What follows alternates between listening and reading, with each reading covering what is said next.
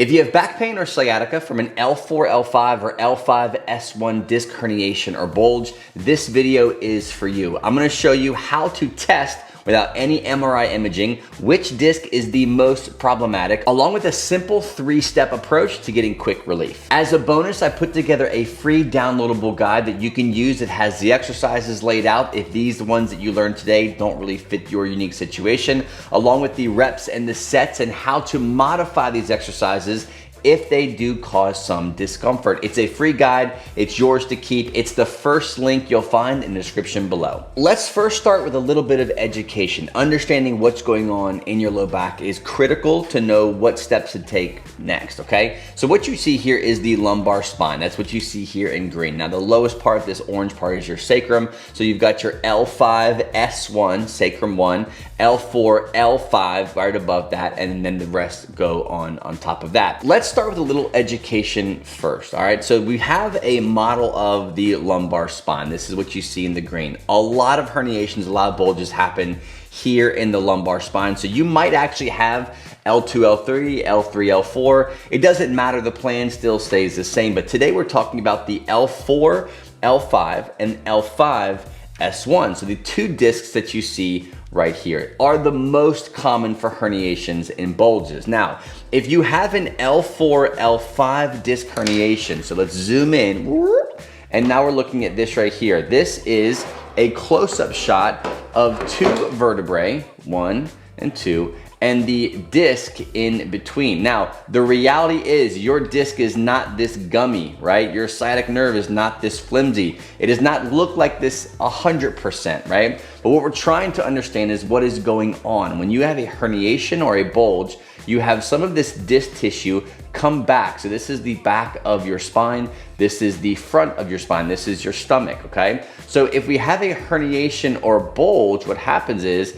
this disc tissue comes and it can actually push on the sciatic nerve that you see coming out the back of this model here. So this little orange piece of rubber here, let's just call that the sciatic nerve. So when the bulge is happening or herniation is happening, it could be pushing on that sciatic nerve, causing a lot of irritation down the back of the leg, so here, or down the front of the leg into the foot. Now, this is how you know which disc is the most problematic for you. Before we get into the test, let's just look at the anatomy and how you feel, okay? So the L4, L5, this is going to primarily impact any symptom, any sciatica or tingling, nervy type of thing going over the thigh, so the front of the leg down to the foot. This often leads to foot drop, right? You are unable to lift your foot, so your foot kind of just drags. That is worst case, not worst case scenario, but that is if you're having some more severe symptoms,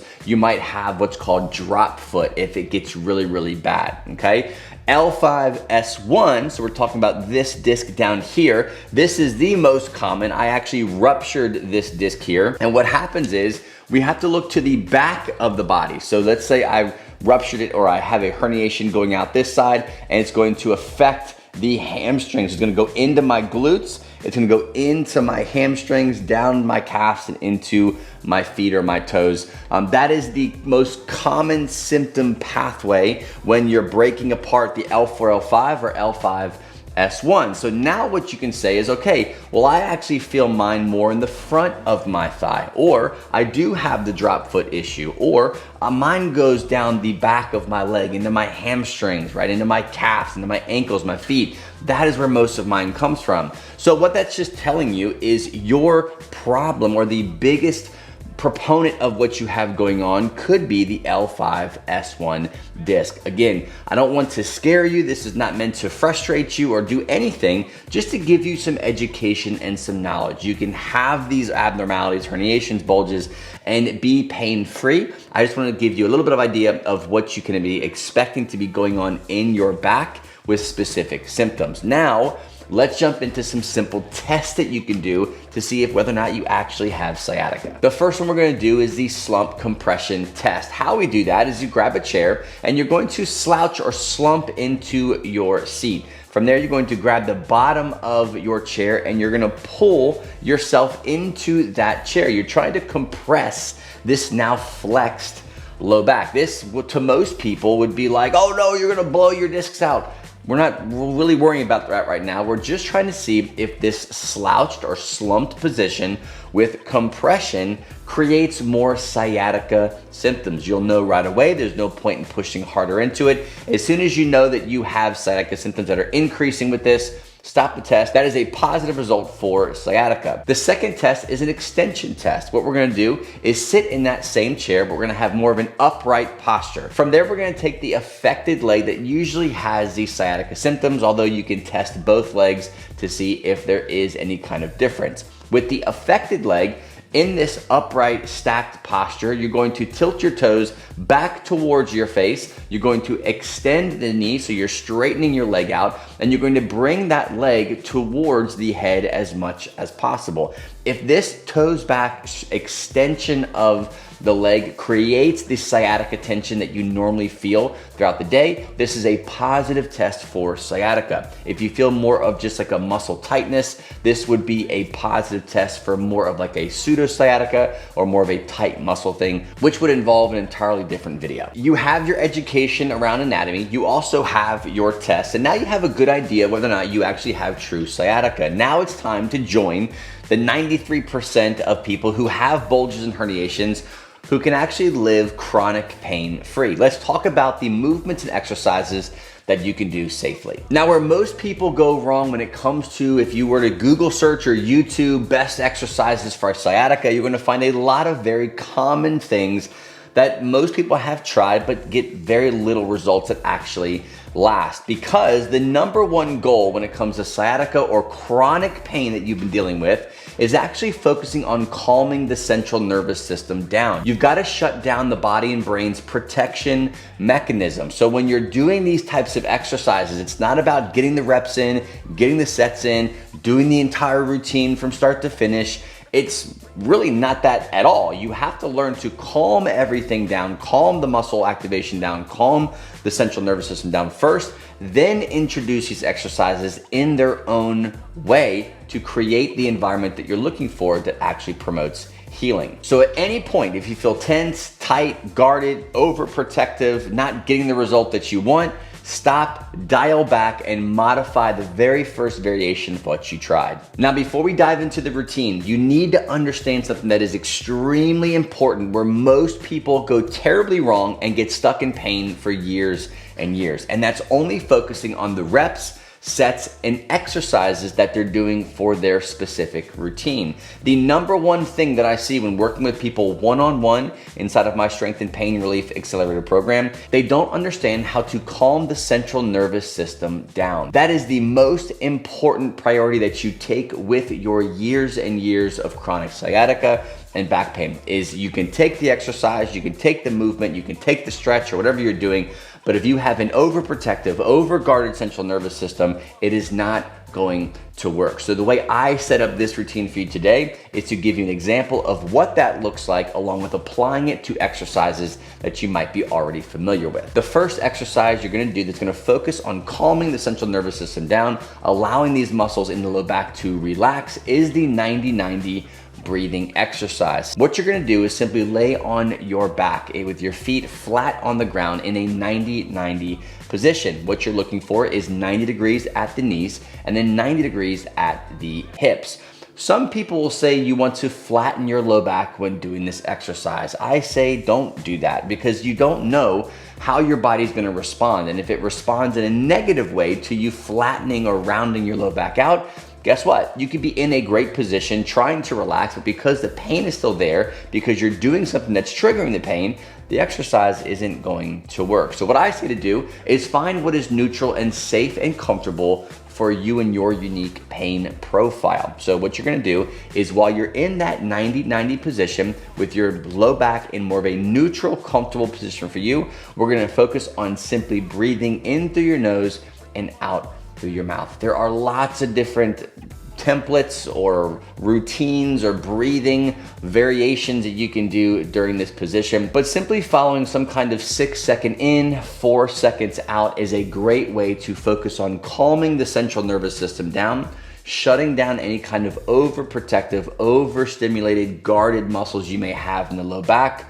while getting everything to just soften is a great starting point. You can do this exercise anywhere between 2 to 4 minutes before getting into the next exercises we're about to cover. Now, the next major mistake I see people making is their transitions, getting in and out of these exercises. Some people will get done with this exercise, jump right out of it, and roll over and start doing the next exercise. I want you to slowly bring your legs down, take a few deep breaths, roll onto your side, and really make sure that your low back is actually relaxed. This idea of relaxation before you move or going into another exercise or another rep, another round, is critical if you want these exercises to actually be beneficial for you and your healing. So slow down, don't rush it, hang around a little bit, get yourself in a place where you feel safe and calm before jumping into this next exercise. This next exercise is gonna focus on encouragement with this disc to move away from the sciatic nerve and actually go back into more of a favorable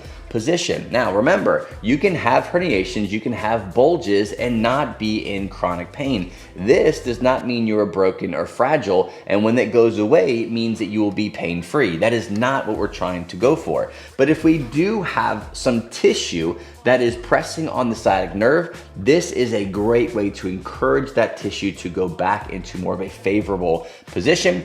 That's going to lead to more relief for you. Now, the exercise that I like to do is on all fours hip extension. To do this, you're going to get into the on all fours position. Now, you can do this with your hands on a couch, you can do this with your hands on a bench, on a chair, or you can do this with your hands flat on the ground. Find a variation where you feel safe, you feel comfortable, and you're able to stay relaxed and calm throughout the exercise. From here, when you're on the on all fours position, you're simply going to rotate your hips towards the ground. So you're kind of doing a cobra pose, but we're not going all the way down and really cranking on the low back, because your pain profile or your pain threshold might be very limited to a very certain level of extension. And the key thing is, again, is not to force movement, force reps and sets, is to force comfort. You're trying to focus on comfort and relaxation, encouraging this disc to go back in place. So if this is the front of the body, this is the back of the body. So we're here and we are on all fours, and we're going to drop this hip area towards the ground, right? So we're trying to start here and we're going to drop the hip into the ground, encouraging more of an extension. We're going back now, okay? And that's going to help encourage this to go back into where we want it to go. So for as far as reps and sets, first start with a simple 8 to 10 rep range. You're not going all the way down to the ground. Just start bringing your hips closer to the floor and see where it begins to get uncomfortable. If it creates more sciatica, if you have a pinching, catching sensation in your low back, stop before you get to that point. So quick recap, we've calmed the muscles down, this overguard, overprotective muscles, you've calmed them down. Now we've gotten some encouragement going on, some of this disc tissue to go back to where we want it to be. Now let's create some stability, let's create some stiffness in this area. Now that we've been able to shut down some of these symptoms or bring the symptoms closer up to the low back, which is called the centralization process, is we're trying to create stiffness and protection now through muscles in this favorable position. And a great, simple, safe way to do this is gentle core exercises. There are lots of different core exercises that you can try. An exercise that I love to give to students inside of my program is the alternating compression dead bug. There's a lot of great things happening with this exercise, and it's relatively safe for most people. What you're gonna do is grab some kind of stability ball and you're gonna place it in between your knees and your hands in the upright dead bug position. So your knees are up and both of your hands are pressing into that ball. The first portion of this exercise is the compression, right? You're gonna bring your knees towards the ball and you're bringing your hands towards the ball and you're kind of compressing this ball, creating a contraction in your abdominals. Now, the dead bug version that I want you to be focusing on is alternating compression. So what you're gonna do is you're going to keep, whether you start with your right or your left, does not matter. You're gonna have your right hand pressing into the ball. You're going to have your left knee pressing into the ball. And the alternating part is the opposite arm, the opposite leg going down into the dead bug exercise. Now, just to keep things simple, stick to one side at a time. So you'll do 8 to 10 reps of, let's say, 2 to 3 rounds of the right arm, left leg. Then take a break, have a few breaths, and then go into the opposite side. So you'll be moving the opposite arm and the opposite leg to what you just did. Again, you're gonna go between 8 to 10 reps of this, between 2 to 3 rounds is a great place to start. Don't forget, I've got another variation of this entire routine that has slight changes that might fit you better, give you the exercises, the reps, the sets, and any modifications you might need to make the exercises less painful if symptoms do start to pick up. You can find that as the first link in the description below. And remember, the key to these exercises is not to simply do them. You don't want to do the reps and the sets and the rounds and say, yay, I'm done, my pain should be gone. Really focus on keeping a calm sense of control with your muscles and your guarding and your protection and your fear response. Pain is a very real thing. It's a very complicated thing, especially if you've been in pain for any period of time. So be sure to prioritize a place of safety when doing these exercises. You want to let go of the guarding, let go of the protection mechanism that we have inside of our body, especially if you've been in pain for a long period of time. Thanks for watching. God bless, and I will see you on the next episode.